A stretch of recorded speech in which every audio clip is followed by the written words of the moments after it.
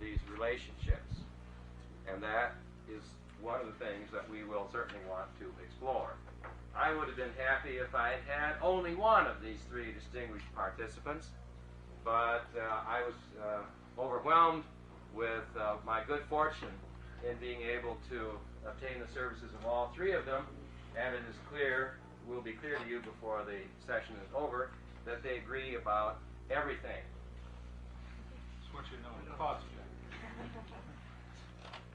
I think you may know them all, reading from left to right.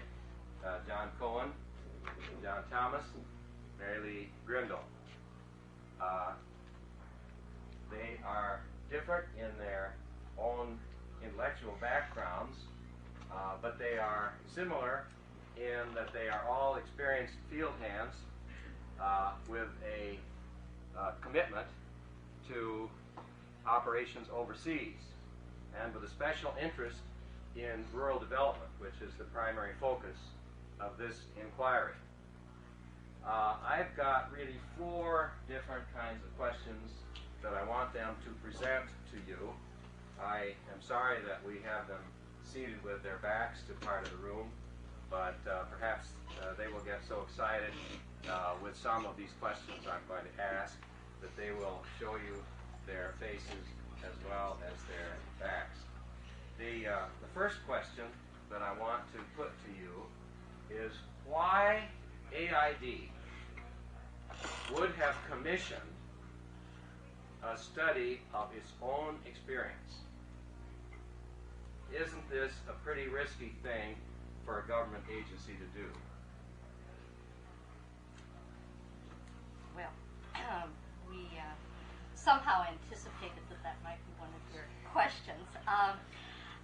To fill you in just a little bit on the background of this project, this represents about half of a project that we started last March for USAID. Doing the this is it? Oh goodness. No, those okay. But it's something. The entire project looks something like that. The reason we ended up doing this project is really the result of a coincidence of factors having to do with aid, having to do with us, having to do with HIID, and partly having to do with me. I spent the summer of 1982 writing proposals, looking for money, basically. I have always had a general interest in rural development. I was also interested in a series of issues having to do with participation and with implementation. And so I spent the summer writing a variety of proposals to try and get some money to pursue some of them. I talked with people I knew at AID, and I talked in particular with John Cohen.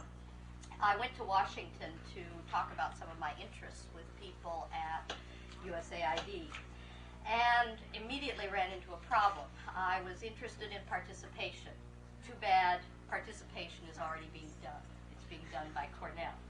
I was interested in implementation. Too bad implementation is already being done. It's being done by the NASPA DPMC group. I was interested in integrated rural development. Too bad IRD is already being done. So I was back to square one. I talked more with John and with some other people I knew at AID. John suggested that there might be something in the cooperative agreements. A large body of research. Let's see what this large body of research has to say about rural development. My contact at AID said that there was considerable interest in a research agenda for the social sciences within his particular operation in AID. So last July and August, I tried to put these two ideas together. I suggested that I suggested that I do a review of the cooperative agreement research output to see what we have learned about rural development and where we might go from here in terms of a research agenda. Does everybody in the room know what the phrase cooperative agreement means? A cooperative agreement is an arrangement between a government agency and a supplier of services. Usually, the services involved have to do with the actual mission of the government agency. but not necessarily. They might be something that's different from the government agency's primary mission. The cooperator, rather than signing a contract that requires it to perform specified tasks at specific places and times that can be enforced at law, agrees to provide services to be specified, and also to have the option of proposing to do certain things that it thinks the agency might be interested in having done. So it's loosely structured in that sense. And it also gives to each party the option of saying, no, you can't do that, we don't want you to do that, but maybe we'll have you do this instead. The idea is that there's a certain bargaining procedure which makes each party more satisfied with the specific task that they agree to be funded under the cooperative agreement, which is usually signed in a certain amount of money, $5 million for a 3-year period, or $8 million for a 5-year period, or what have you. So, in early August, I sent in a rather modest proposal to the Office of Multisectoral Development within USAID, and I heard no more about it, not a word, until December. In December, I heard, not from AID, but from colleagues in HIID, that the head of the Office of Multisectoral Development within AID had been at HIID talking with John Thomas and other colleagues, and the question was raised, would John Thomas and perhaps John Cohen be interested in expanding the Grindle proposal to include more people, to include a slightly larger research task. And more money. And more money. Sometime, I think in early January, someone thought to call me about this, and that began a process of negotiation about this proposal. Between January and the end of March, we spent a great deal of time, not particularly productive time, but a great deal of time, working out the details of an arrangement that in the end looked pretty much like the proposal I had submitted in the first place, except the number of people had been expanded 7 times and the amount of money had been tripled. So that's a good ratio. Well, I thought so. The question that was asked earlier, why should USAID be interested in this risky question of having us look at this research output and the possibility that we might come up and say, look, this stuff isn't worth the paper it's printed on. There's some rather interesting reasons why the particular office, the Office of Multisectoral Development, which is in the Bureau for Science and Technology, was interested in this research proposal. The primary reason has to do with this gentleman. And this is the administrator of USAID. He was appointed, came in with the Reagan administration. He's big on science and technology. He is coming next week to give a talk on the cutting edge of third world development, science and technology, and that, I think, very much sums up his idea about what we need to do in the third world. People within the Office of Multisectoral Development, which is the office that deals primarily with rural development, were very concerned that the research priorities and the priorities of USAID under the new administrator were going to leave the social sciences nowhere. They were afraid that very much that there would be no research money, there would be no money for programs and projects that had a large social science human resources element in them. The new administrator early on came out with a list of 4 priorities that the agency would, under his administration, pursue. These were fuel wood, population, agricultural research, and transfer of technology. So I think the primary reason that this particular office in AID was interested in having us look at the social science research output of these 9 cooperative agreements and at the other aspect of our project was that they really needed to make a case for what their office had been doing, what their office wanted to do in the future, why they should get some slice of the pie, the budgetary pie in the future. I'd say this is quite characteristic, Brady. It seems to me that I've been involved in a number of evaluations with AID and other agencies. They never ask anybody to do an evaluation because they want an evaluation of something that's doubtful. Mm-hmm. They want an evaluation of a success story. Yes, they're interested in learning lessons, but they're more interested in demonstrating the nature of the success. Was this chosen as a success story? Well, I'm not sure it was. I have a sense that through our, perhaps you have more insight into it, but through the discussions with people that we had there, that they really didn't know. I should also say that their primary interest at that point in time, was not the cooperative agreements. Mm-hmm. Their primary concern was to have us come up with a list of priority research topics. They wanted some flashy new ideas that they could use internally in the AID budget cycle to lay claim to budgetary resources in the future. And I think they were also very interested in having sort of a Harvard stamp of approval on this list of priorities. So that at that time, they really weren't thinking about our review of the cooperative agreement and didn't pay much, a great deal of attention to it. I think primarily, as I was saying, they wanted some new ideas, hopefully flashy new ideas for a research agenda, some justification for having spent a considerable amount of money on the cooperative agreements, and hopefully some justification for continuing that kind of research, and once again a Harvard stamp on what they had been doing and what they wanted to do.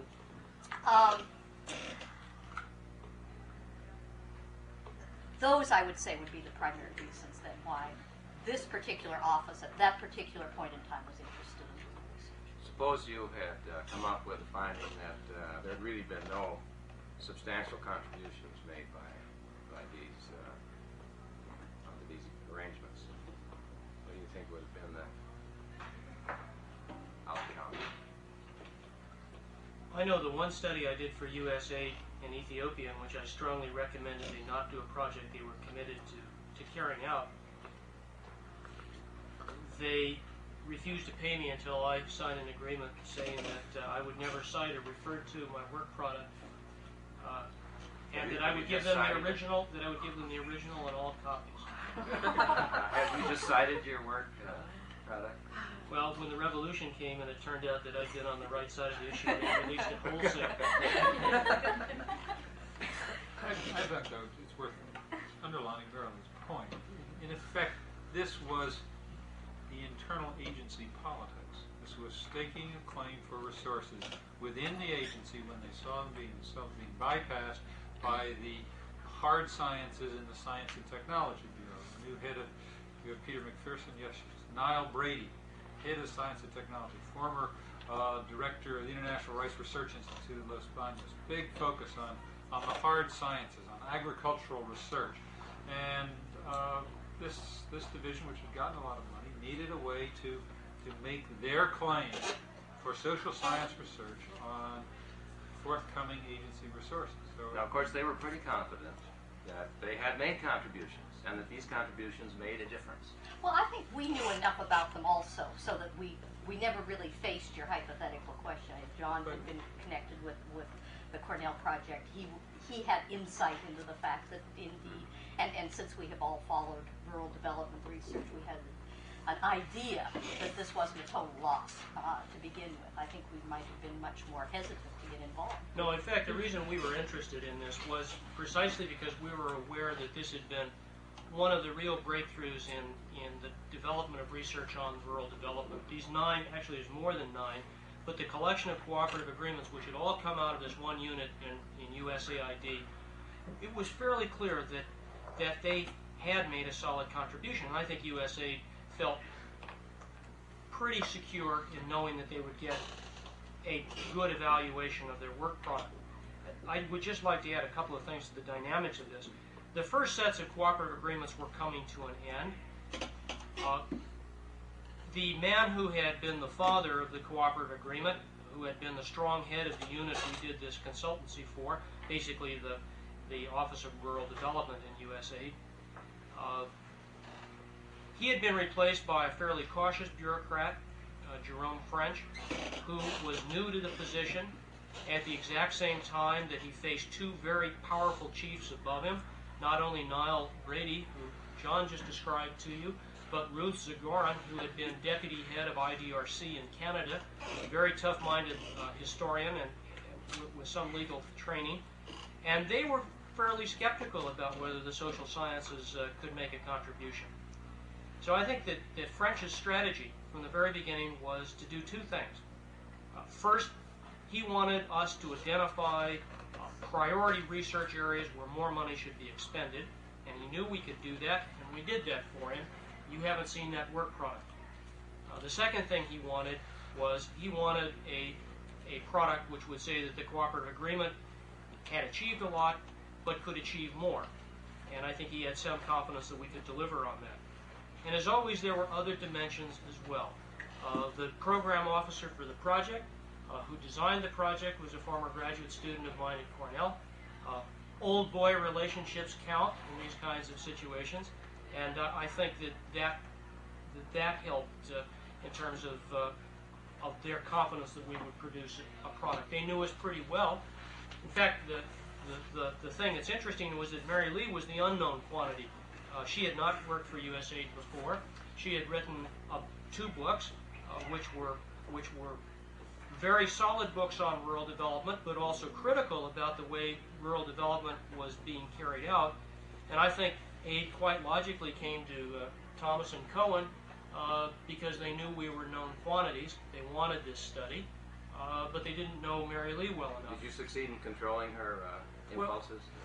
I think we had an extraordinarily good working relationship. We went through a lot of iterations in this process, and I think we both, all three of us, benefited from that. Well, let me come to my second question. You want to add? No, let me get to my second question. You can probably work in your comment as the second one. And that is, why did Harvard want to do? I have his timetable, by the way. I just haven't shared it with you. Why did Harvard want to do this? Mary Lee pointed out that she was looking for money. Would you do anything for money? Not anything. What is in it for Harvard?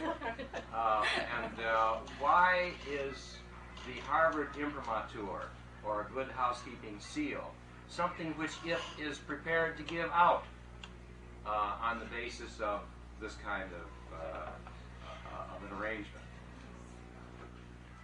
I'd like to address that by going back and talking about I'm talking about what you're going to talk about. No, right? no. I'm going to weave it in about HIID USAID relationships generally. One of the reasons they wanted us to do it, one of the reasons we were an acceptable group to do it, was that we had not, in fact, had any of these cooperative That's agreements. true. We had bid on them unsuccessfully. And here I am weaving in the point I wanted to make. John emphasized the old boy network. HIID has been quite unsuccessful in getting aid research contracts. I'm glad you brought that in. This is a very interesting point. But we had been, the ones we didn't get had taken place since we got this contract, except for the one. Well, we bid on 2 we did. that went to others in this group. So, in fact, there may be another side to that. HIID has worked overseas for a long time and has done so in a number of countries on contract with the government concerned. The government of Pakistan, the government of Bangladesh, the government of Kenya. And we have had a specific policy of saying we will not take USAID funds because as an American institution, we do not feel we can have the trust of the government for which we're working if we are paid by a donor agency directly, and particularly the country from which in which this university is located. So, yes, donor funds have supported HIID projects, but always coming through the government, and the government contracting with HIID so that we are responsible to the government. So there has been in terms of field operations, a very specific policy, which is now being questioned more and more, but which said that we would not accept U.S. aid funds directly from that agency, but only we would contract only and work only for the government that had invited us to come into their John, country. there's another interesting point about this. I'd like to get your opinion about this. Harvard University has this motto, Veritas, which, as everybody knows, means keep your nose clean. The notion of a university as a source of knowledge, working in an environment in which the exchange of information has to be unencumbered.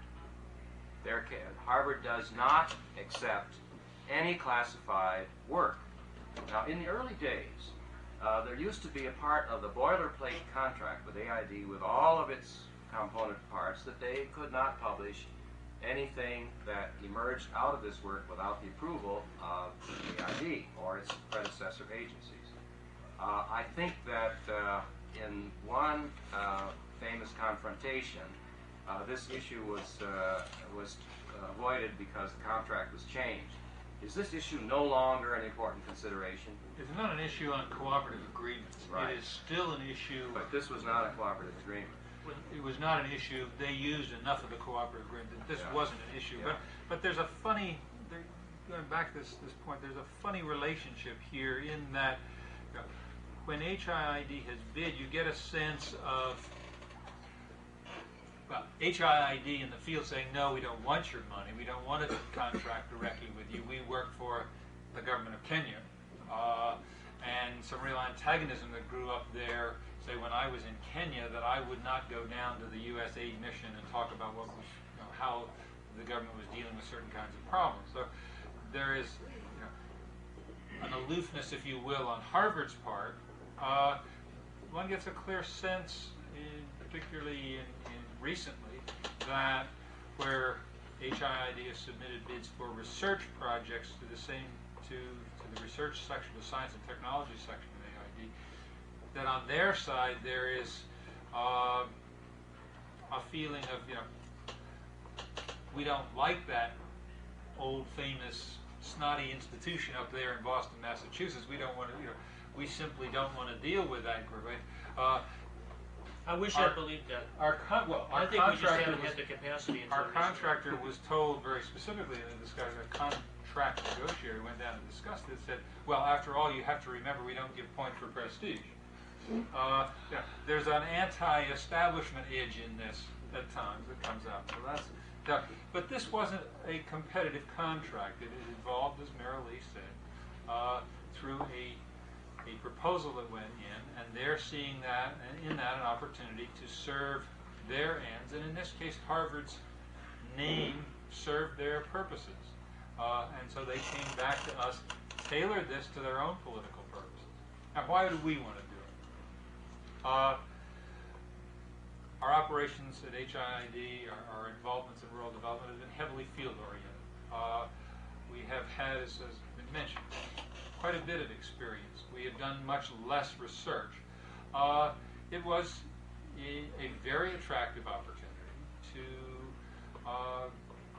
to step back from field experience, look at the current state of the art, if you will, in a series of very important areas related to rural development, compare those with our own experience, and write about that and think about what the future issues are. Now, to anybody that's concerned about the ideas and concepts and as well as the implementation of rural development, that's a very attractive opportunity.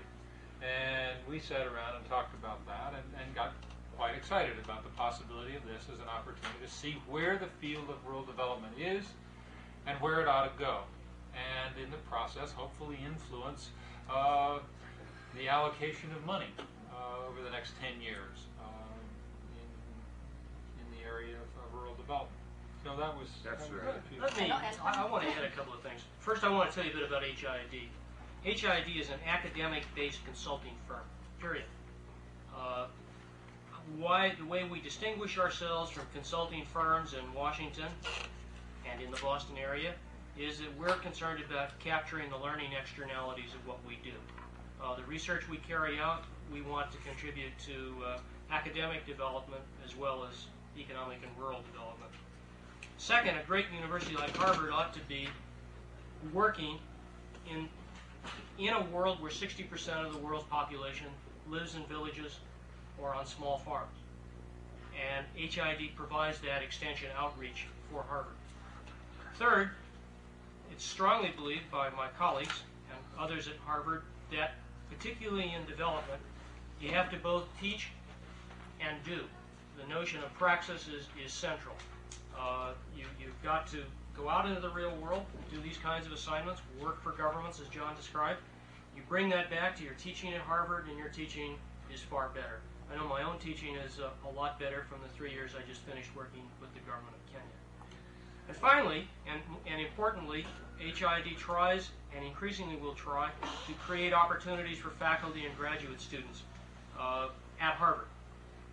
One of the very attractive things about this enterprise was it supported the view of our director, Dwight Perkins, that HID should involve more faculty and more graduate students. And by the time this got expanded along the lines Mary Lee described to you, we had Pauline Peters, we had Malcolm McPherson, we had John Montgomery, and we had Don Warwick, all of whom are at Harvard doing pieces of this particular part of the project. And we involved one graduate student from the Kennedy School. That was important to us.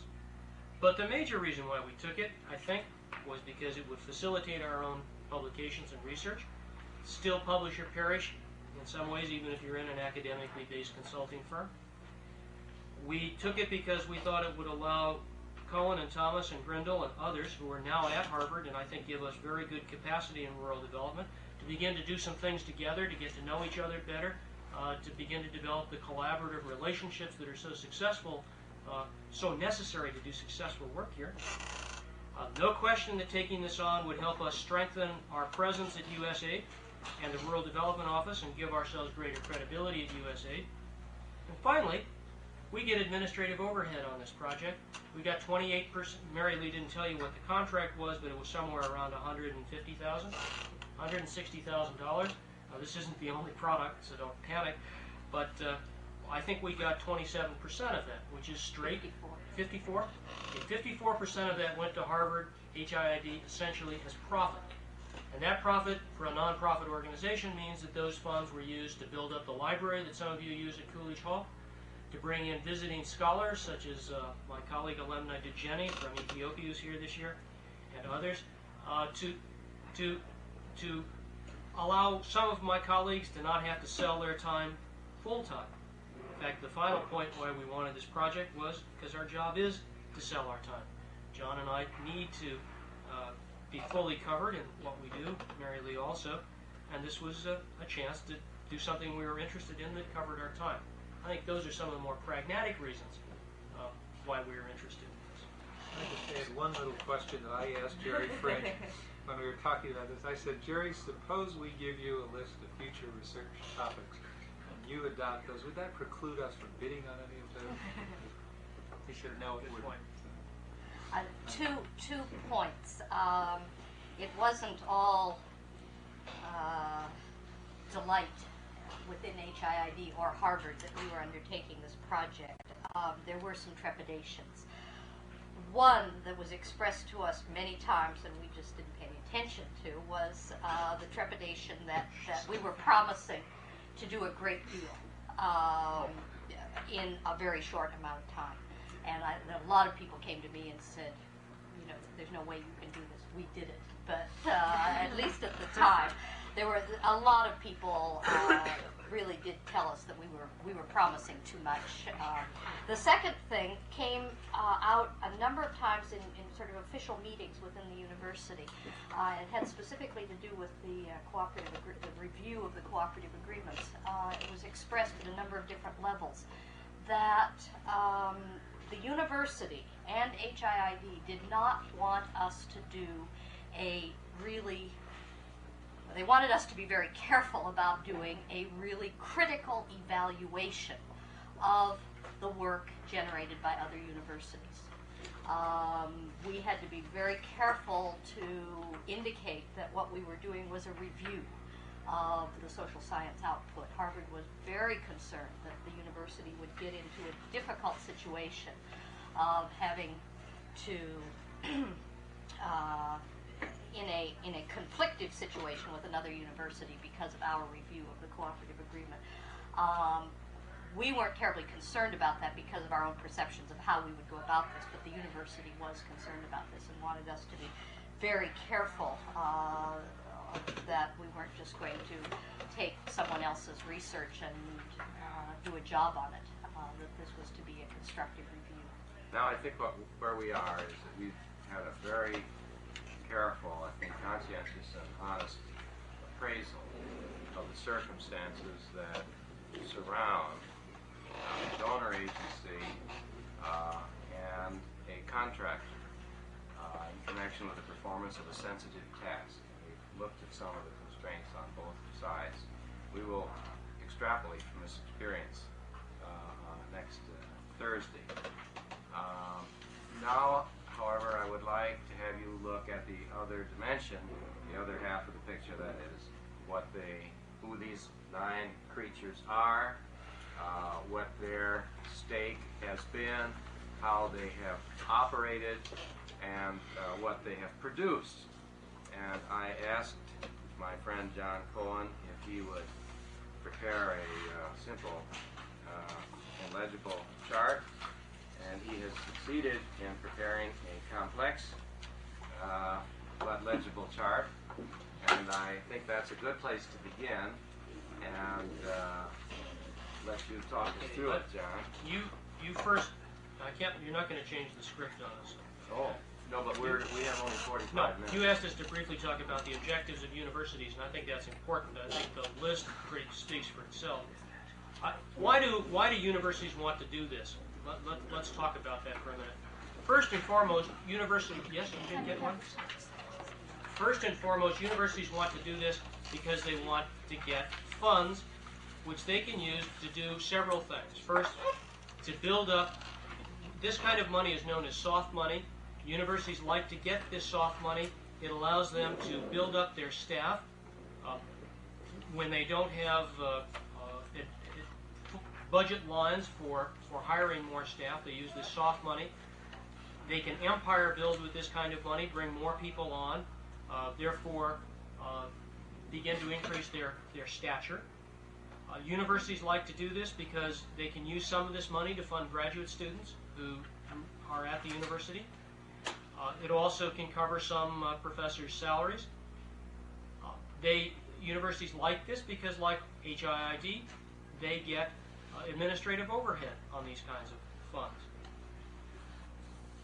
Most of these land grants schools want to increase their stature, and they can only increase their stature by actually working on outreach programs in the developing world. And having one of these kinds of contracts allows you to have outreach. Faculty are still under publish or perish. It's hard to get money to do research. This kind of contract was very attractive to well-known faculty members in all of the, in 6 of the 7 of the 9, 2 of them are non-universities. Well-known faculty members like this kind of money. They can always find ways to use the work they do to generate research. It enhances their own personal reputations, not just for writing, but for being what we call rainmakers.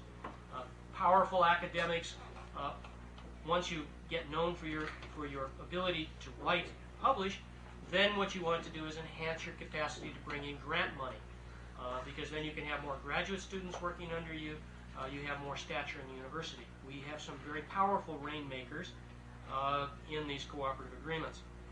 It allows you to develop close relationships with Washington.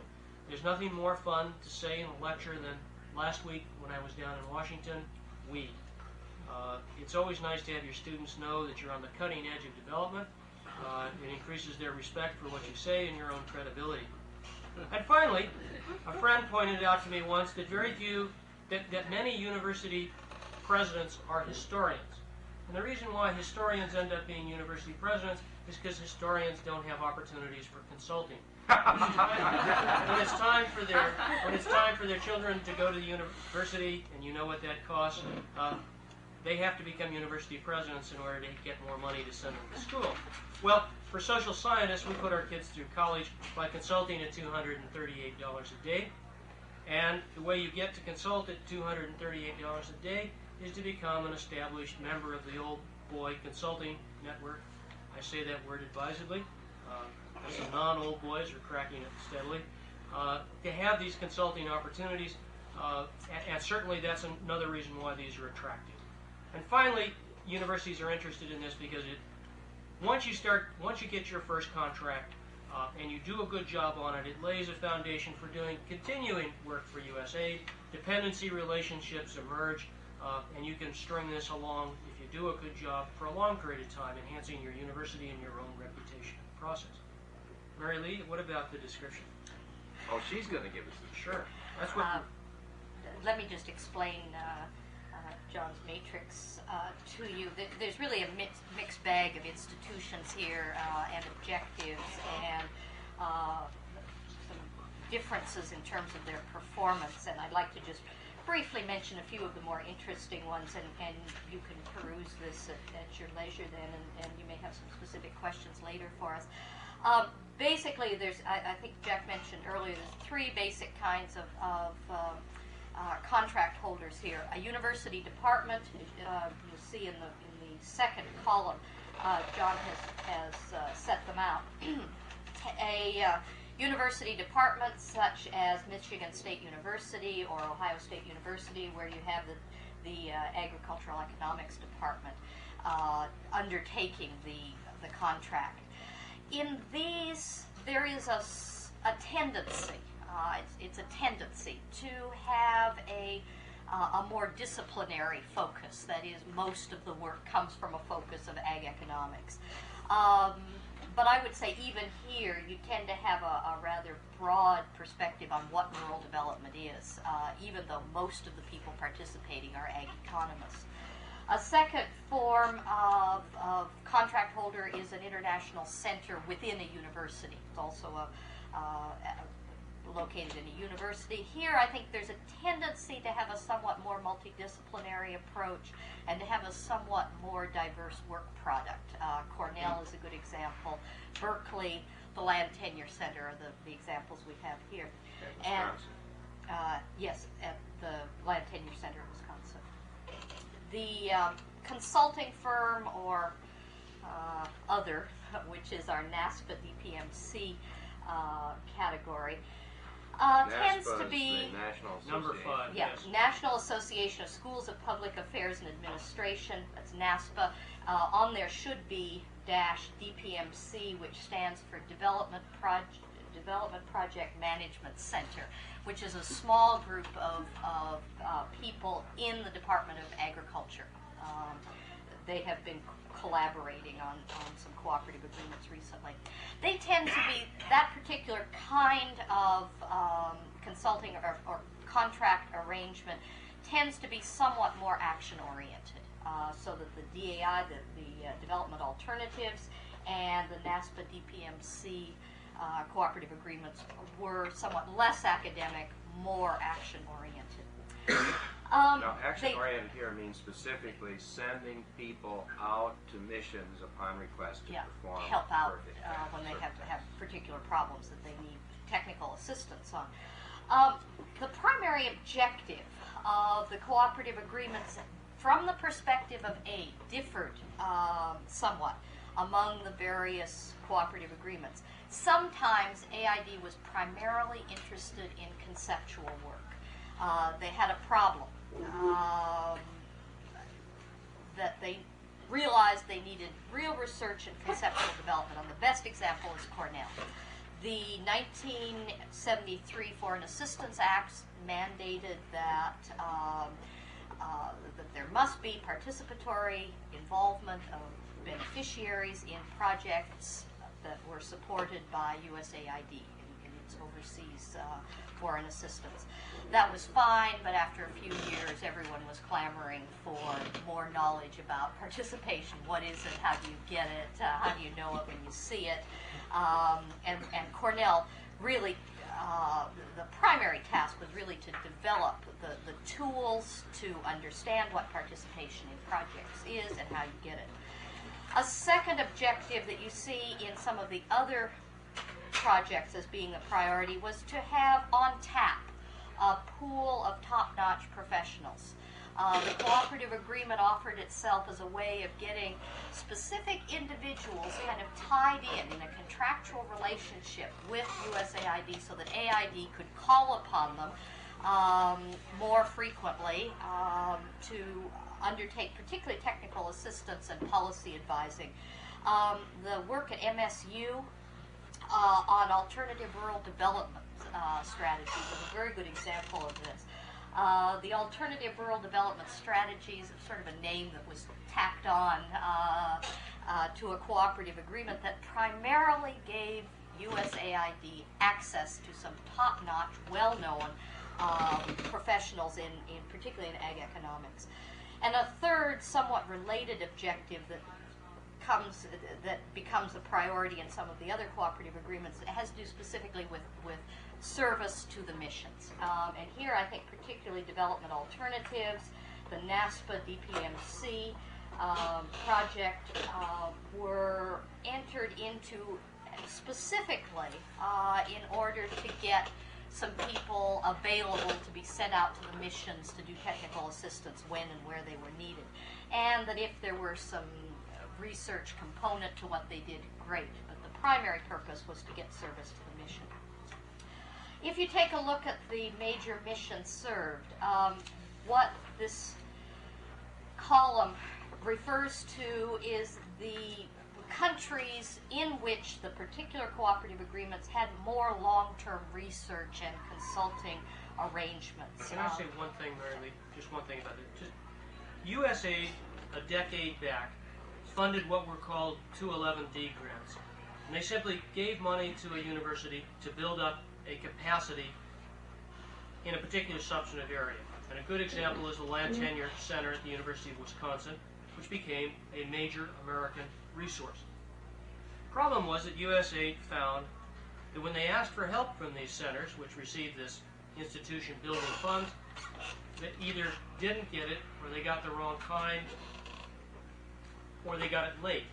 There wasn't much response. And the whole notion of the cooperative agreement, aside from what Professor Montgomery said, is this. There's no more free lunch. We're willing to provide money for you, the university, to do research. But you have got to give us service. In fact, in a cooperative agreement, if we take a sort of an ideal formulation, half of the money, that $5 million for 5 years, half of that is for you to do research on, provided we mutually agree that what you're doing is important. The other half is for you to serve missions. In fact, you won't get your money unless you're actually serving missions. And the general model was you have to work with 5 missions over the 5-year period on a long-term basis and serve probably 15 missions over the short term. And that those 2 activities would be about half of your overall budget activities. So the cooperative agreement was a very different kind of instrument which allowed aid to make sure it got some product out of reluctant, sometimes reluctant universities.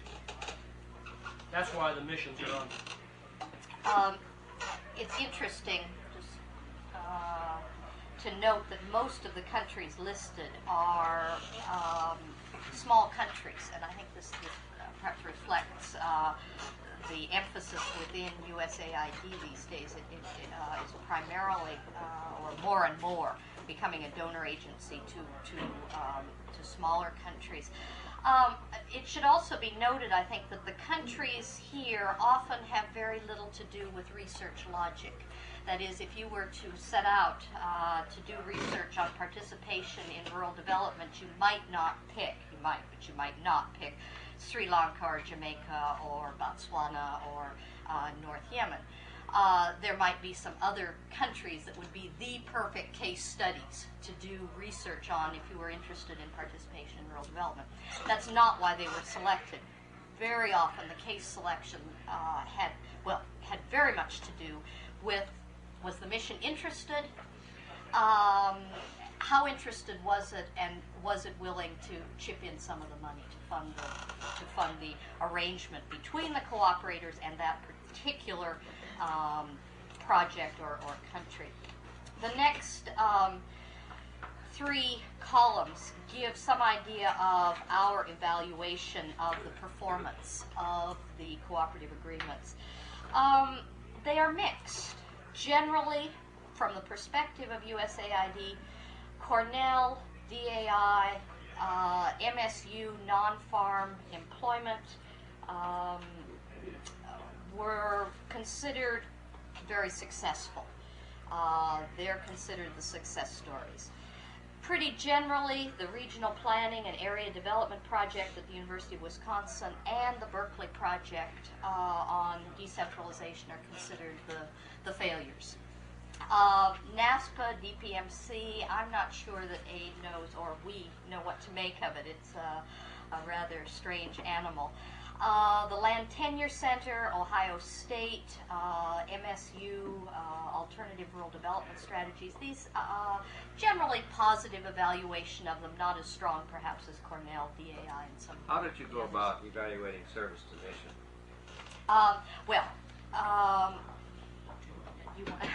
We didn't, in our project, I know you didn't. we but didn't how did you do it address here? that Yeah. directly. We did this for this class on the basis of our own impressions, talking both with USAID people and with the And the cooperators. evaluation you did a year earlier with your group about the cooperative agreements and mechanism. You had gathered that kind of data. I think did. we I should. guess I would have thought that the Land Tenure Center did pretty well in its service to missions. If you recall, we got some, I will say that we will make no claimers for the numbers Yes, this on is this impressionistic. sheet, and was done in a hurry. I suspect that probably you're right, that we probably should raise the land tenure one above a 3. because what they have, in fact, just give you some illustration that you should probably know at this point the kinds of things that these universities do in the field. Now, the Land Tenure Center is a kind of interesting situation because there has been a kind of a presumption that the United States ought to go into countries and help them redistribute land. Because if they redistribute land and have a land reform, then the benefits of rural development and agricultural productivity increases will go to the poor people who are excluded from the present system. So this is a social theory upon which the United States is acting. The problem is that land reform doesn't mean the same thing in every country. Land tenure relationships are very different from country to country, and there are many countries, especially in Africa now, where private tenurial rights are rather rare, or where other forms of readjustment in access to the benefits of agricultural productivity might be a more effective way of achieving this redistributive goal. Now, what the Land Tenure Center has been doing since 1951, when it first got the idea, and 1961, when they first started working for AID, has been to go into countries and study comparatively the legislation and to analyze the procedures for implementation and to try to make studies of the consequences of land reform where it has been carried out. Now, we'll go in. Botswana is one of the countries that has called them in because they actually, in the mission, the AID mission, had no idea of what should be done or what could be done. They didn't know what the land tenure laws were. The laws, in fact, had never been codified. And so they really had to do anthropological research to find out what the tenurial arrangements in different parts of the country were. And so that And we give them a good on that. led to some reports to the agency, its local staff, which then in turn led to the presentation of proposed legislation, or to changes in the design of rural development projects, so that certain kinds of distributive equity concepts could be introduced into the processes of project design. That's just one illustration. You could give illustrations from Cornell as to the kinds of things that they have done overseas, if you like. But I think it's important for you to bear in mind that when they go into a country situation, there may be a transfer of technology possible. You may be able to say, well, the United States, we do it this way, so you can do it that way. Or we may be able to say, well, in Sri Lanka, they did it this way, but in Greece, they did it this way, and in Argentina, they do it this way. And it looks to me as though the Greek model fits your particular situation. There are some cases where you run into that.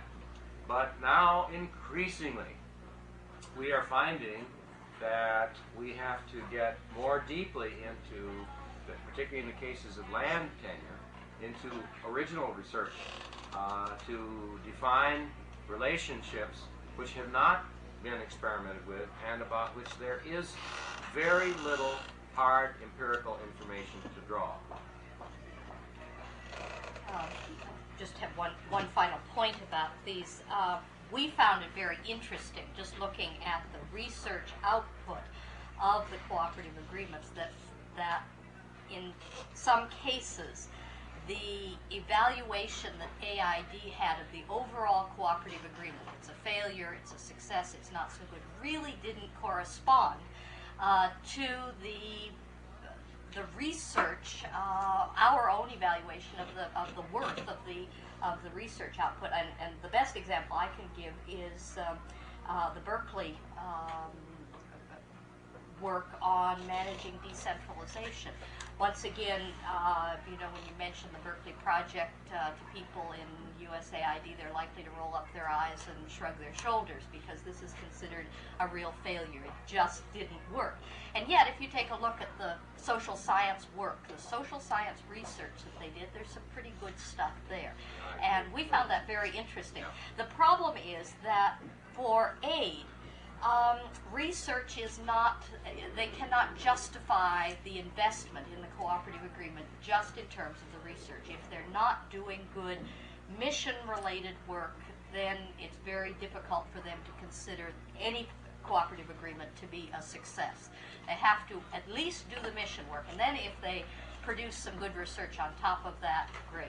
But if they don't provide this mission service, then there isn't much hope for the continuation of the cooperative agreement. The last column, I think I'll leave for John. Has some comments on the style of various cooperative agreements.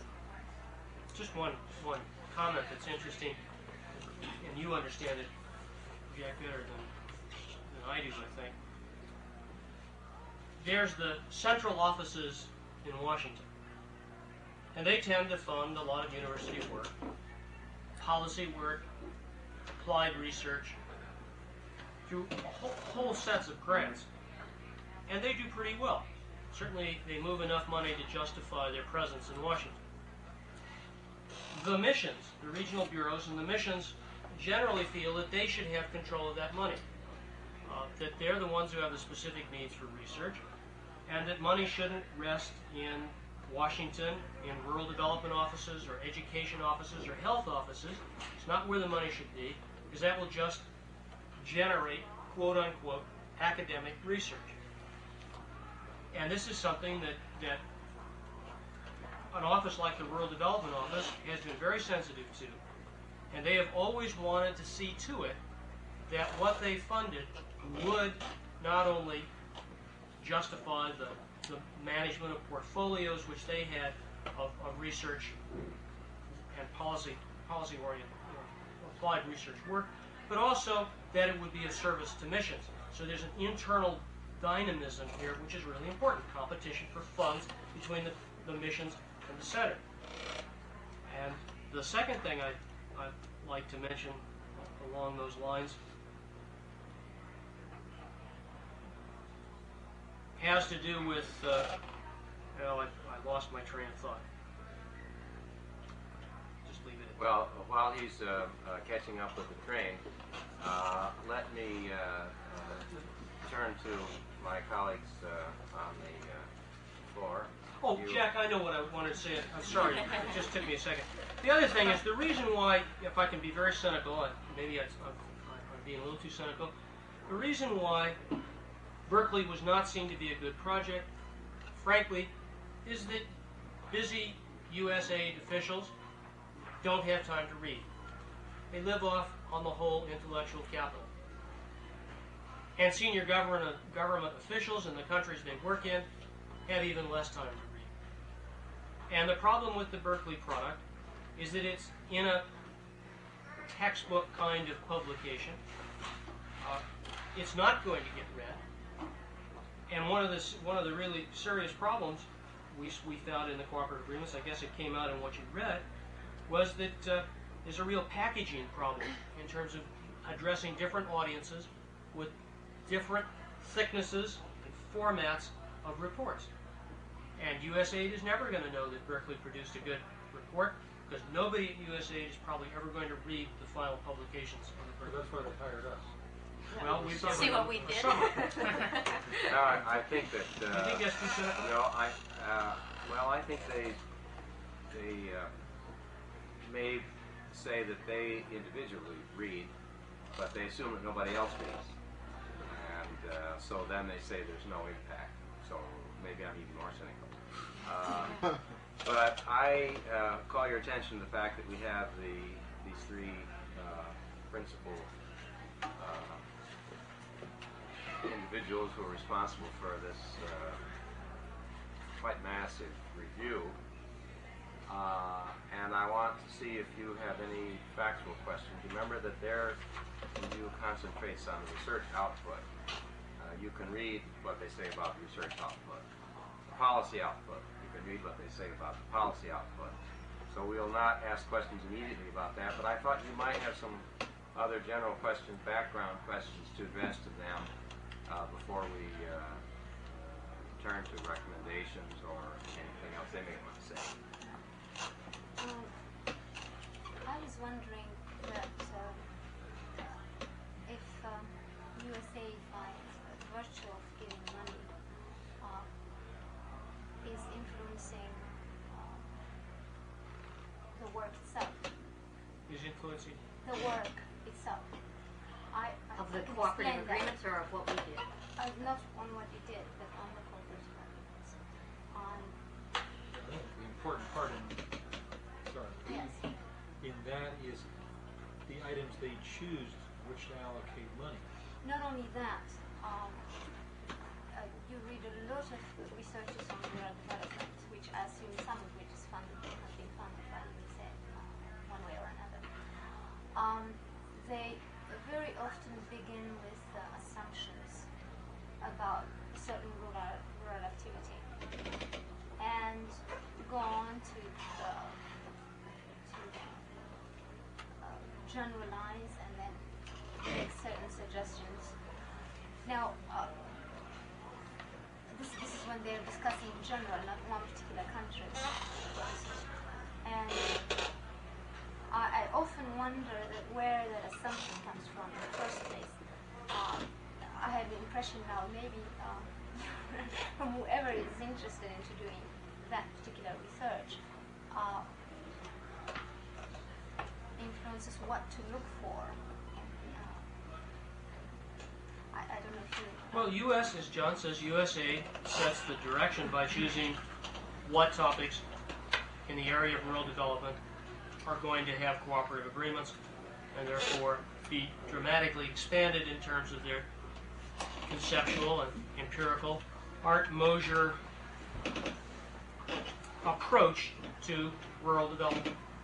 I would say also that because of the particular interests that USAID has in serving missions, in making rural development projects better, there is a strong emphasis on the program and project and to some degree policy level. I think There she's is not- asking a slightly different No. question. Well, Let me your see point if is No, not but I think- theoretical development. No, that has meant that the people who sit back and put their feet up and think broadly and conceptually about the process of rural change, by and large, do not work in the cooperative agreements. The people who are talking about the new international division of labor, the people talking about dependency, the people talking about causes and consequences of migration and a whole variety of aspects of rural change.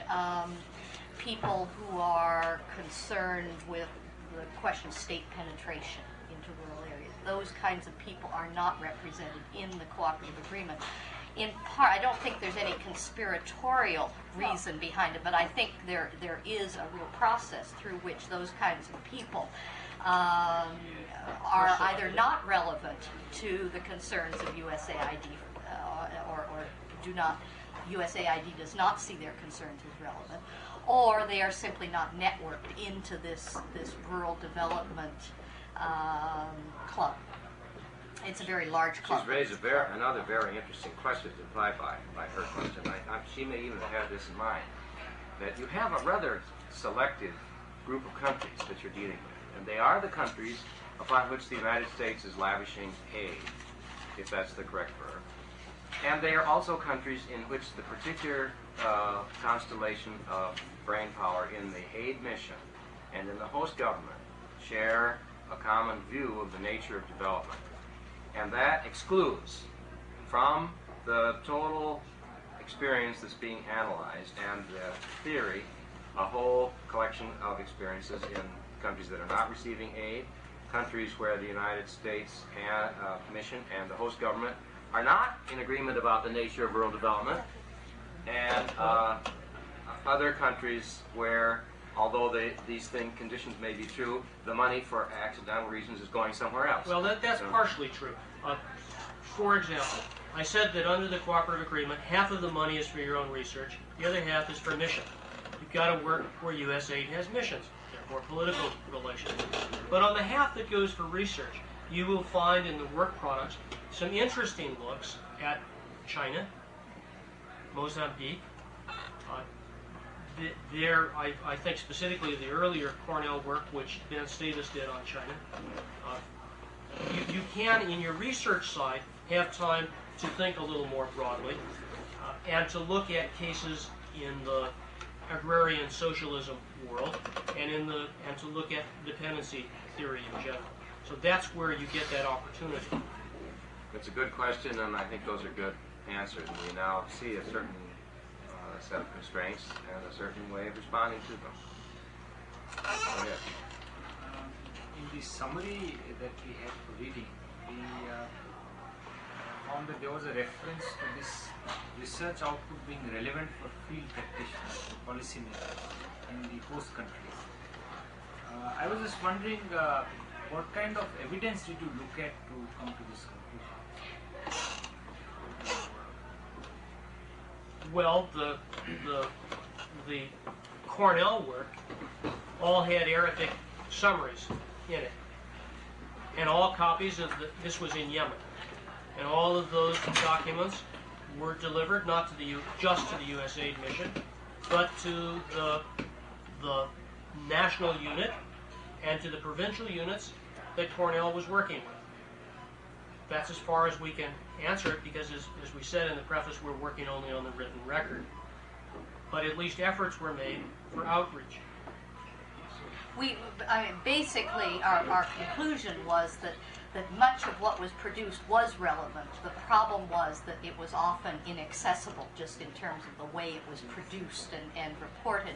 I suppose, depending on the country that you're talking about, depending upon the particular piece of research that you're talking about, one could argue long and energetically about whether it is in fact relevant to that particular case. But in general, I think the quality of the research in many of the cooperative agreements was good. But there was, it was only rarely that we felt that the way it was presented was very clearly relevant or accessible to field practitioners. The major problem, of course, is the length, the language The style. style. Is the that format. what your question addresses, or are they In fact, slipping out from under your? I was just wondering whether there is any set of policy guidelines which has been prepared, or if it is generally accessible. Of course, summaries may have been prepared in Arabic. That means for that country certainly there was certain amount of relevance.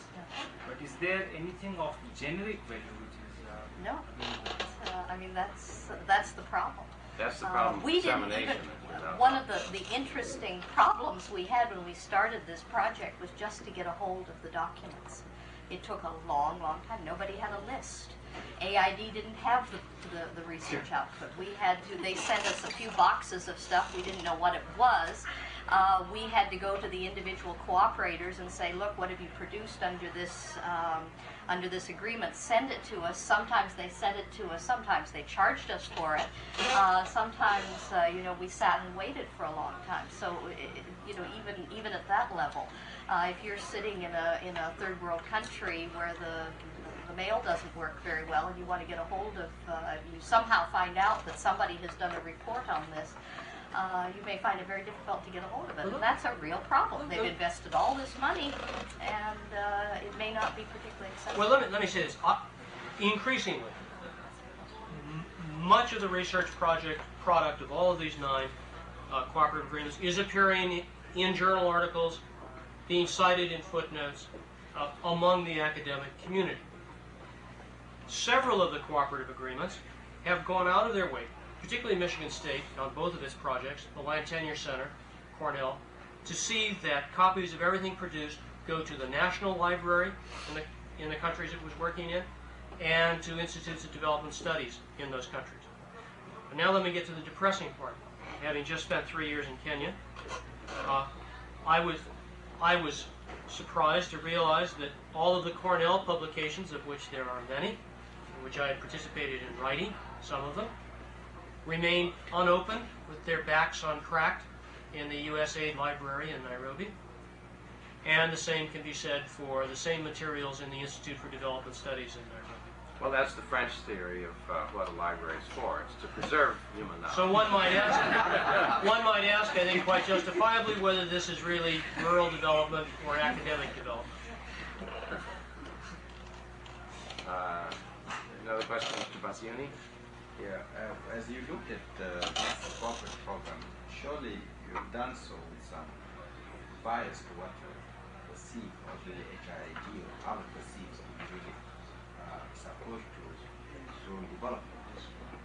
If there is such a thing, what do you think is really, what's the uniqueness, what is really the brand of your approach to rural development as an institution?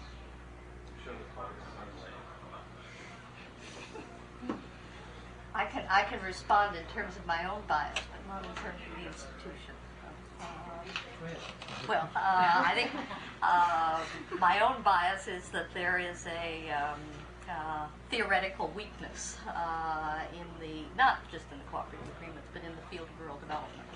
And my own feeling is that those who are concerned about rural development need to spend more time thinking about processes, or thinking about and studying processes of rural change, not just looking at projects and programs and policies.